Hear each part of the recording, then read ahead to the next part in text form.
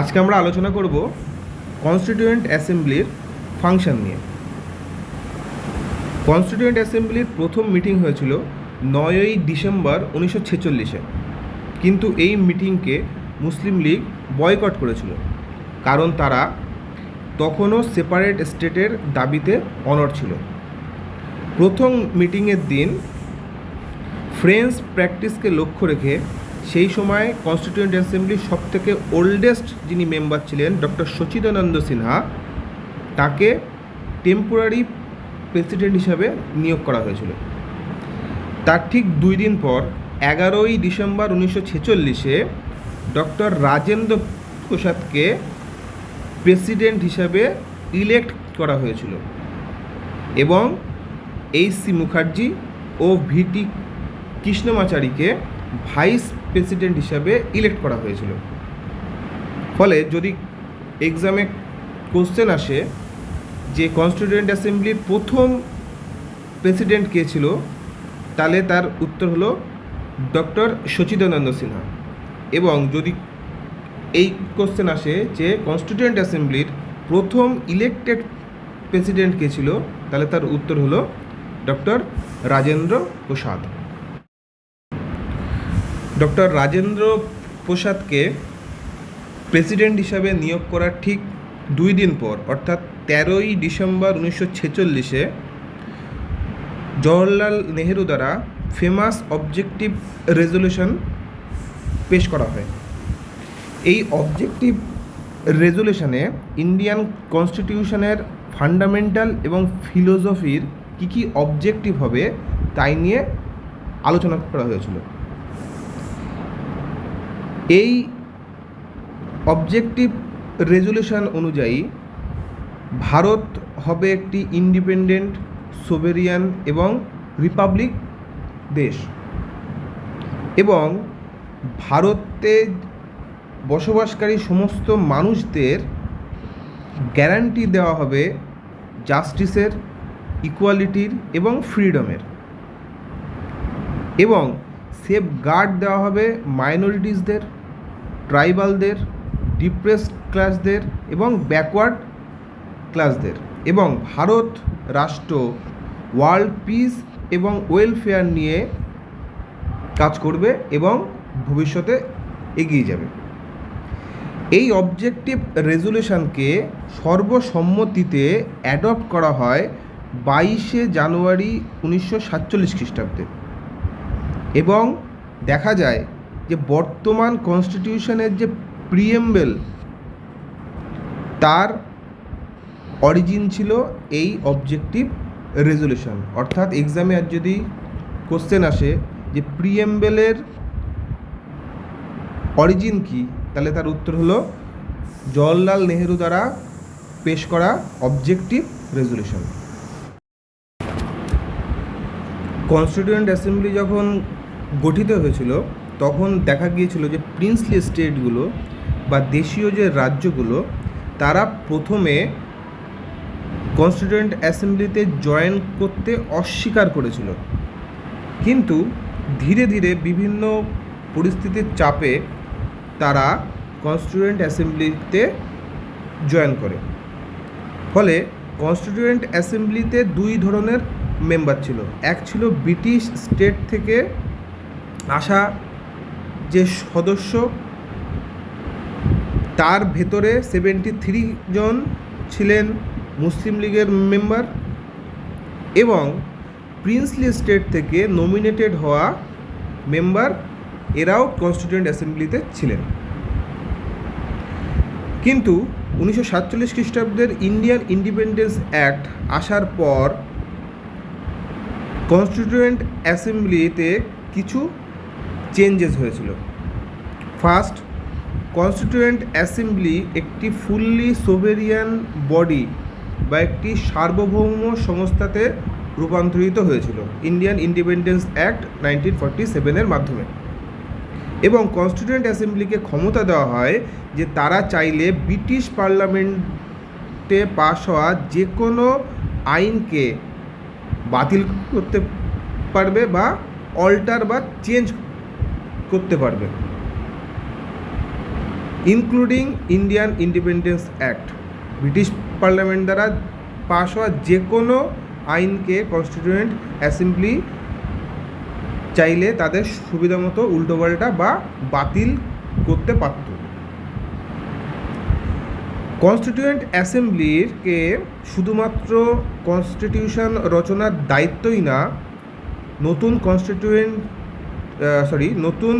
Constitution আসা অবধি বিভিন্ন আইন বানানোর ক্ষমতাও দেওয়া হয়। অর্থাৎ কনস্টিটিউয়েন্ট অ্যাসেম্বলিকে একটি লেজিসলেটিভ বডির পাওয়ারও দেওয়া হয়। ফলত এই দিক থেকে দেখতে গেলে কনস্টিটিউয়েন্ট অ্যাসেম্বলি ছিল স্বাধীন ভারতের প্রথম পার্লামেন্ট।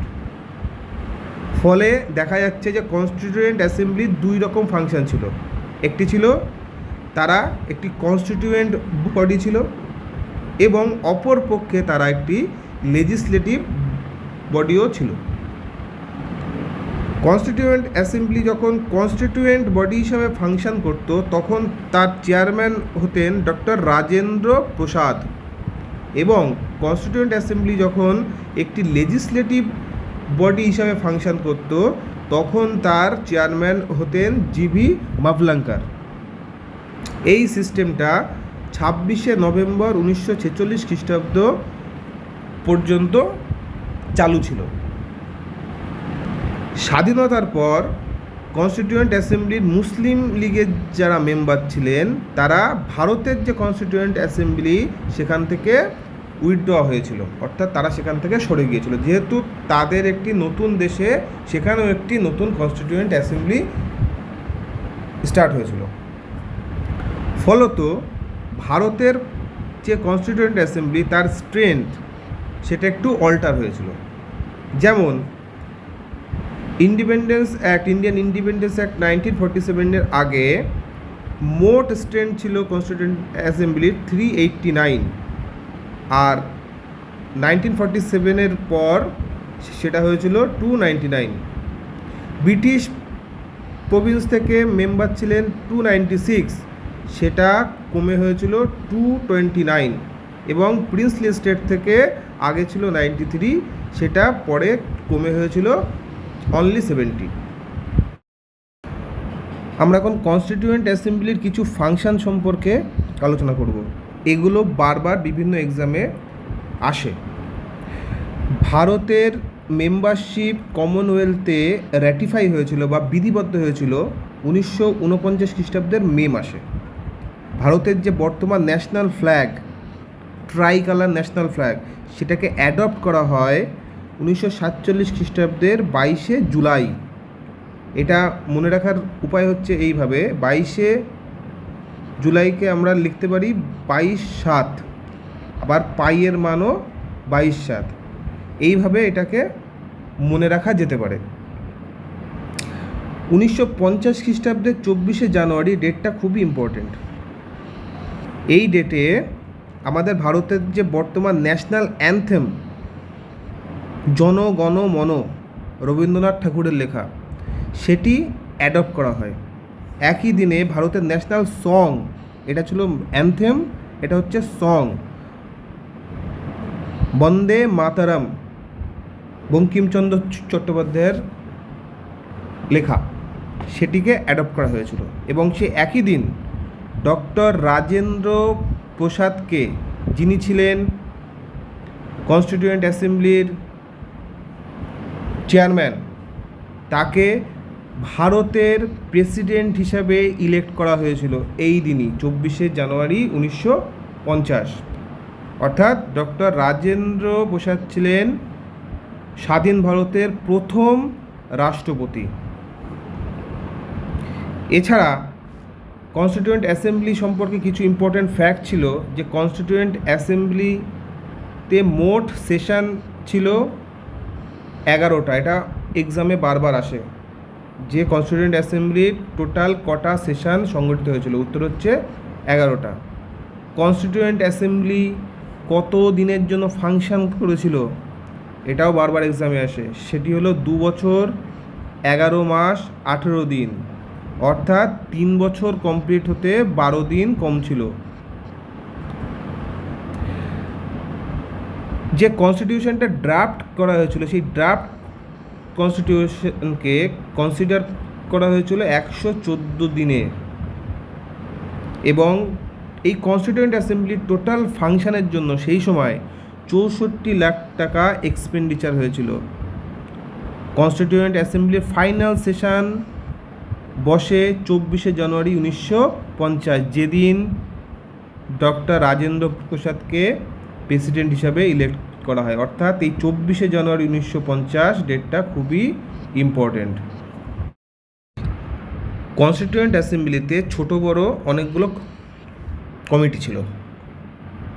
এর ভেতরে কিছু কমিটি ছিল মেজর কমিটি, এদের সংখ্যা ছিল 8টি, এবং কিছু ছিল মাইনর কমিটি, যাদের সংখ্যা ছিল 13টি। আমরা এই 8টি মেজর কমিটির নাম এবং তার চেয়ারম্যান সম্পর্কে আলোচনা করব। ইউনিয়ন পাওয়ার কমিটি এর চেয়ারম্যান ছিলেন Jawaharlal Nehru. Union constitution committee এর চেয়ারম্যান ছিলেন Jawaharlal Nehru. Provincial constitution committee এর চেয়ারম্যান ছিলেন আবার Sardar Vallabhbhai Patel. Very important, drafting committee, যারা কনস্টিটিউশনকে ড্রাফট করেছিল, সেই কমিটির চেয়ারম্যান ছিলেন doctor B R. Ambedkar. Advisory committee on fundamental rights, minorities, tribals and excluded areas এর চেয়ারম্যান ছিলেন Sardar Vallabhbhai Patel. Rules of procedure committee এর চেয়ারম্যান ছিলেন ডক্টর রাজেন্দ্র প্রসাদ।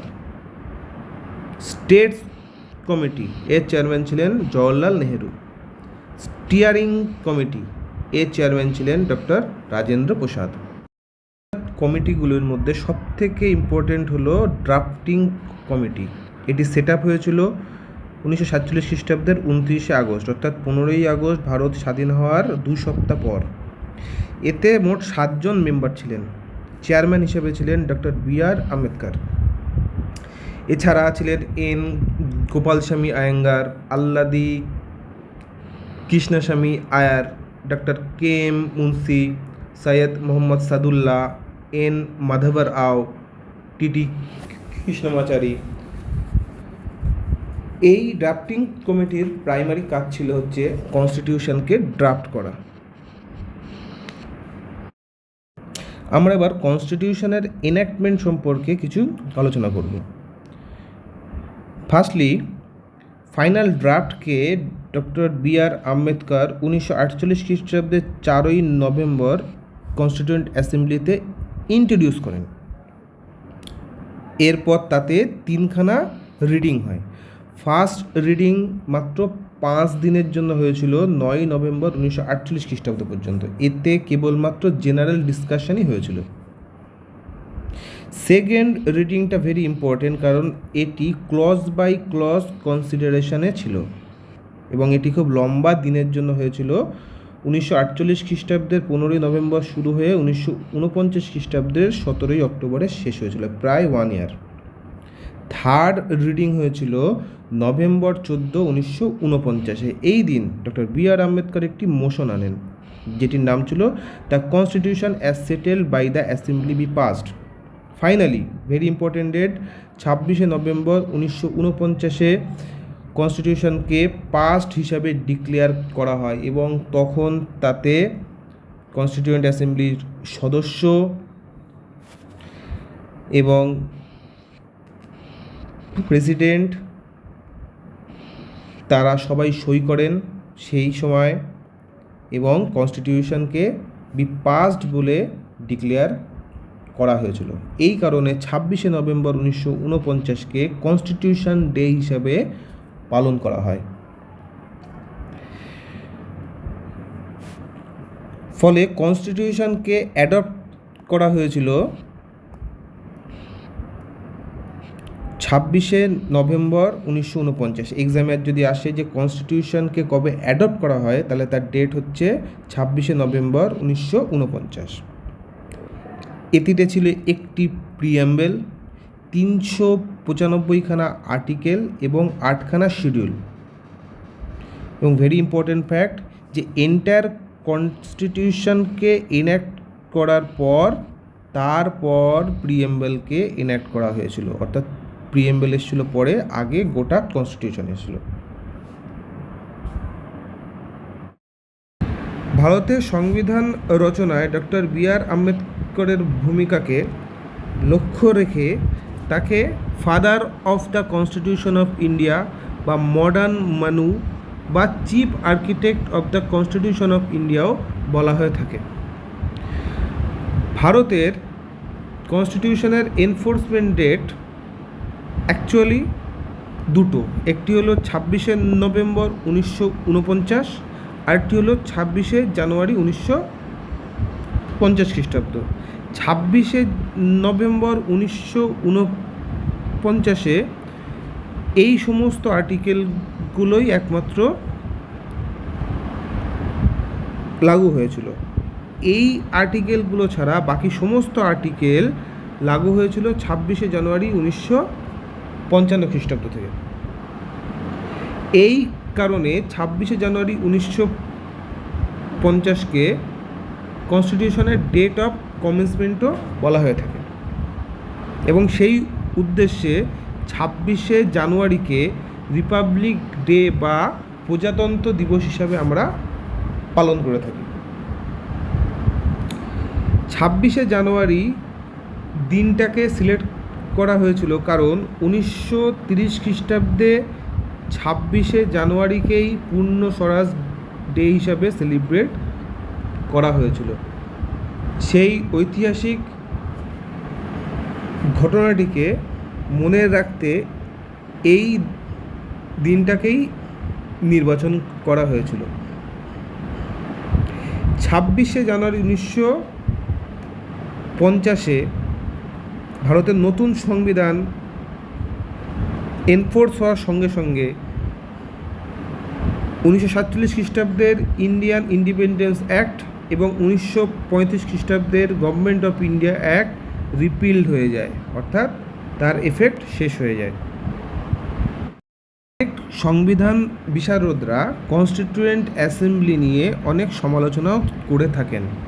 যেমন তাদের মতে কনস্টিটিউয়েন্ট অ্যাসেম্বলি কোনো রিপ্রেজেন্টেটিভ বডি ছিল না, কারণ জনগণের ডাইরেক্ট ভোট দিয়ে কোনো মেম্বার নির্বাচিত হয়ে আসেনি। আমরা জানি কনস্টিটিউয়েন্ট অ্যাসেম্বলির মেম্বাররা হয় ছিলেন ইনডাইরেক্টলি ইলেক্টেড, না হলে তারা ছিলেন নমিনেটেড। এছাড়াও তাদের আরও দাবি যে কনস্টিটিউয়েন্ট অ্যাসেম্বলি কোনো সোভেরিয়ান বডি বা সার্বভৌম সংস্থা ছিল না। ব্রিটিশ গভর্নমেন্টের প্রস্তাব অনুযায়ী কনস্টিটিউয়েন্ট অ্যাসেম্বলিকে সৃষ্টি করা হয়েছিল এবং এর সেশনগুলো বসত ব্রিটিশ গভর্নমেন্টের পারমিশন নিয়েই, ফলে এটি কোনো সার্বভৌম সংস্থা ছিল না। এছাড়াও কনস্টিটিউয়েন্ট অ্যাসেম্বলি কনস্টিটিউশনকে ড্রাফট করতে যে সময় নিয়েছিল তা মাত্রার থেকে বেশি। যেখানে আমেরিকান কনস্টিটিউশন মাত্র 4 মাসেই রচনা করা সম্ভব হয়েছিল, সেখানে আমাদের ভারতের কনস্টিটিউশন রচনা করতে সময় লেগেছিল 2 বছর 11 মাস 18 দিন। সেই কারণেই কনস্টিটিউয়েন্ট অ্যাসেম্বলির একজন সদস্য নাজিরুদ্দিন আহমেদ তিনি ড্রাফটিং কমিটিকে ব্যঙ্গ করে নাম দিয়েছিলেন ড্রিফটিং কমিটি। এছাড়াও আরও একটি সমালোচনার বিষয় হলো যে কনস্টিটিউয়েন্ট অ্যাসেম্বলি ছিল ডোমিনেটেড বাই কংগ্রেস, সেখানে কংগ্রেসের সদস্যরাই অধিকাংশ ছিল। সেই কারণে গ্র্যানভিল অস্টিন তিনি মন্তব্য করেছিলেন, the constituent assembly was A one party body in an essentially one party country, the assembly was the Congress and the Congress was India.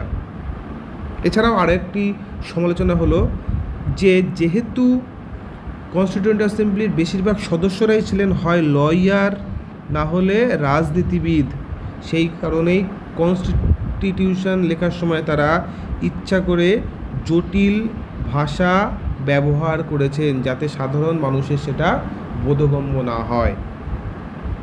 এছাড়া আরও একটি সমালোচনা হলো যে কনস্টিটিউয়েন্ট অ্যাসেম্বলি ছিল ডমিনেটেড বাই হিন্দুজ, ম্যাক্সিমাম সদস্যই ছিলেন হিন্দু, যে কারণে লর্ড ভিসকাউন্ট সাইমন তিনি কনস্টিটিউয়েন্ট অ্যাসেম্বলিকে নাম দিয়েছিলেন এ বডি অফ হিন্দুজ, এবং উইনস্টন চার্চিল বলেছিলেন only one major community in India.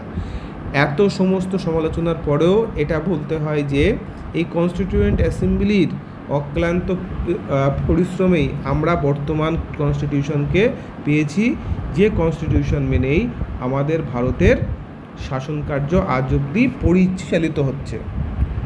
আমরা এতদিন অবধি এই ক্লাসগুলোতে জানলাম যে কনস্টিটিউয়েন্ট অ্যাসেম্বলি মারফত কীভাবে ভারতের বর্তমান কনস্টিটিউশনটা আসলো।